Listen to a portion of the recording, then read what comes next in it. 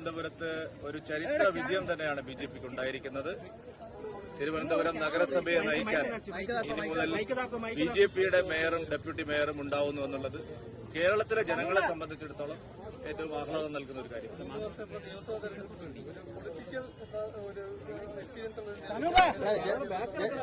അല്ല, തീർച്ചയായിട്ടും ഈ തദ്ദേശ തെരഞ്ഞെടുപ്പ് ഫലം നിയമസഭാ തെരഞ്ഞെടുപ്പിനുള്ള വലിയൊരു ഊർജ്ജമാണ് എൻഡിഎക്ക് കിട്ടിയിരിക്കുന്നത്.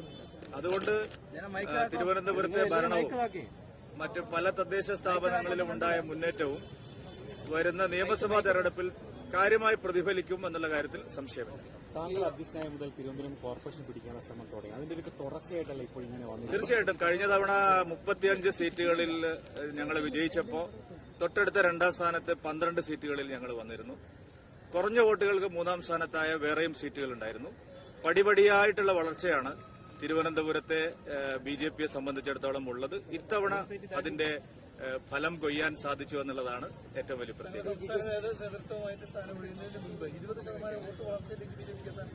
പക്ഷെ തദ്ദേശ തെരഞ്ഞെടുപ്പിന്റെ കണക്കുകൾ പുറത്തുവരുമ്പോൾ 15-ന് താഴേക്ക്, അതൊരു 10 വർഷം പിന്നിലേക്കുള്ള കണക്ക്. ഇല്ലില്ല, അത് ഓരോ തെരഞ്ഞെടുപ്പിനും ഓരോ പാറ്റേൺ ആണ്. അത് തദ്ദേശ തെരഞ്ഞെടുപ്പിലെ വോട്ട് വിഹിതം നോക്കിയല്ല ആളുകൾ നിയമസഭാ തെരഞ്ഞെടുപ്പിൽ വോട്ട് ചെയ്യുന്നത്. അതുകൊണ്ട് തദ്ദേശ തെരഞ്ഞെടുപ്പിന്റെ പാറ്റേൺ വേറെയാണ്, ലോക്സഭാ തെരഞ്ഞെടുപ്പിന്റെ പാറ്റേൺ വേറെയാണ്, നിയമസഭാ തെരഞ്ഞെടുപ്പിന്റേതും വേറെയാണ്. ഒരു കാര്യം ഉറപ്പാണ്, ഞങ്ങൾ വലിയ സംഖ്യയിൽ വിജയിച്ചു വരും നിയമസഭയിൽ എന്നുള്ളത് നിങ്ങൾ ഉറപ്പിച്ചോളൂ.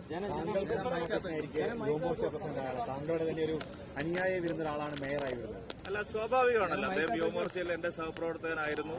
പിന്നീട് ഞാൻ അധ്യക്ഷനായപ്പോഴും അദ്ദേഹം പാർട്ടിയിൽ പ്രധാനപ്പെട്ട ചുമതലകൾ വഹിച്ചിരുന്നു. രാജീവേട്ടൻ പ്രസിഡന്റ് ആയപ്പോഴും അദ്ദേഹത്തിന് ആ വലിയ ചുമതലകളെല്ലാം നൽകുകയുണ്ടായിട്ടുണ്ട്. അത് ഒരു സ്വാഭാവിക പരിണാമം മാത്രമാണ്. ഒരിക്കലുമില്ല. ഞാൻ മേയർ ആരാവുമെന്നോ ഡെപ്യൂട്ടി മേയർ ആരാവുമെന്നോ രാജീവ് എന്നോട് പറയുമ്പോൾ മാത്രമാണ് ഞാൻ അറിഞ്ഞത്. ഒന്നുമില്ല. അങ്ങനെ സമ്മർദ്ദങ്ങൾക്കൊന്നും വഴങ്ങുന്ന പാർട്ടിയല്ല ബിജെപി.